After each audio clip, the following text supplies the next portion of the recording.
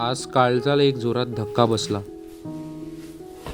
वेळ निघून गेली होती हे खरंच आज कळालं. ज्यांच्या मुले मी आज आहे ते आज शांत उभे आहेत. आठवणी बोलत आहेत, पण त्यांना आता आवाज नाही. कधी कधी अशा क्षणांची किंमत खूप उशिरा कळते.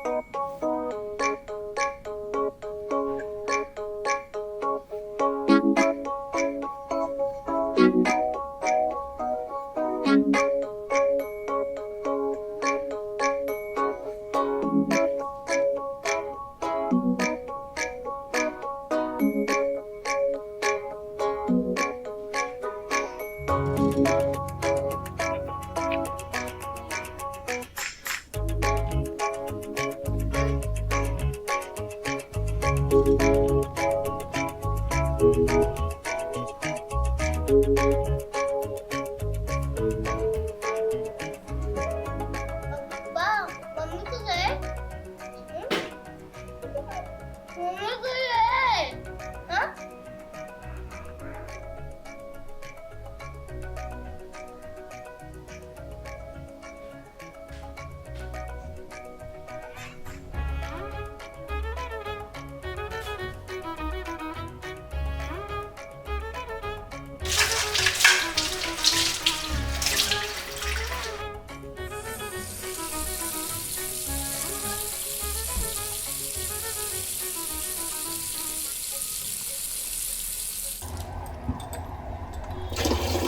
येतो. कुठे चालला? मी कुठे पण जाईल, तुला काय करायचंय?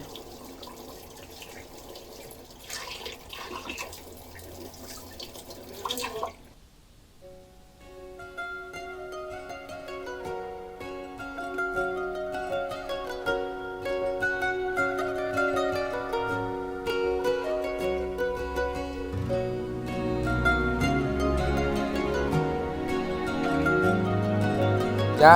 अपने बाप को बुला, फट्टू साला।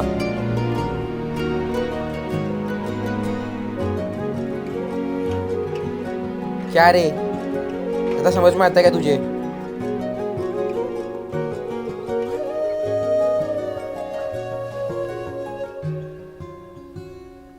बोला ना इधर गाड़ी नहीं लगाने का, समझता नहीं है तेरे को?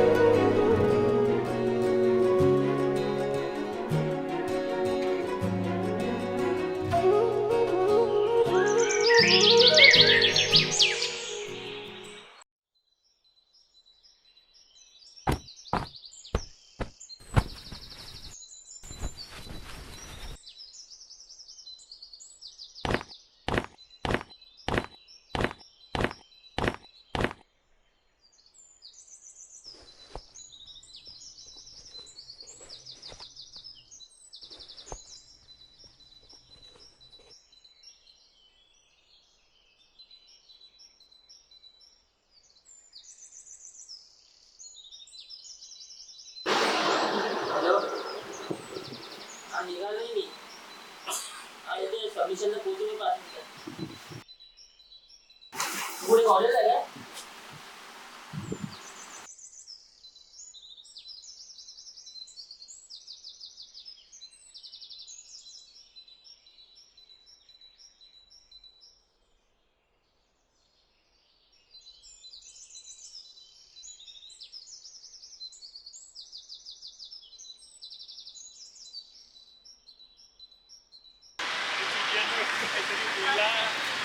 कैसे? 哎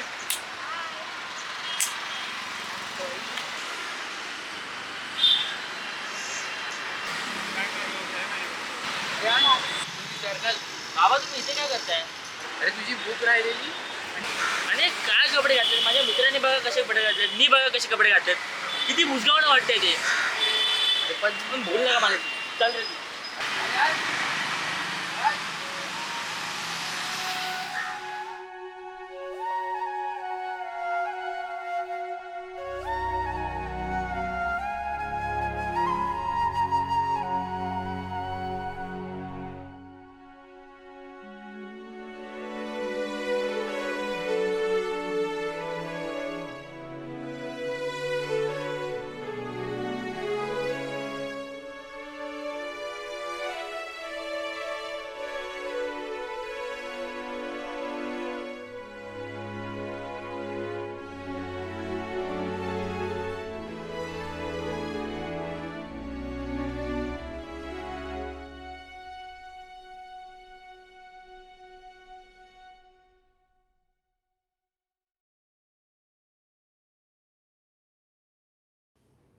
वडील ते कधी मित्र नव्हते,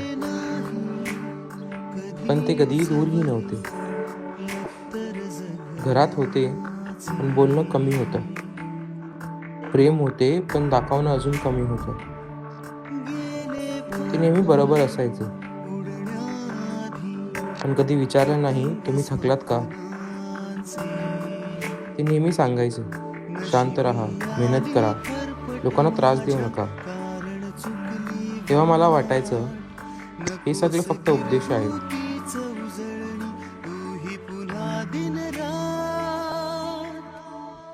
मग त्या आजारी पडले आणि पहिल्यांदा मला दिसलं की ते मजबूत नाही आहेत. तोच माणूस जो कधी वाकला नाही आज हात शोधत होता उठण्यासाठी. बाबा तुम्ही लहानपणी मला एक गाणं बोलून दाखवायचं आठवतं तुम्हाला? आचल के तुझे मैं लेके चल एक ऐसी गगन की तले जहाँ गम भी ना हो आंसू भी ना हो. एकदा बोला ना बाबा फक्त एकदा.